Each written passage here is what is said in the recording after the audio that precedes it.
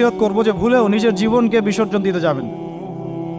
আল্লাহ রাব্বুল আলামিন আপনাদেরকে সৃষ্টি করেছেন তার ইবাদত করার জন্য এবং তার জমিনে তার দিনটাকে প্রতিষ্ঠা করার জন্য।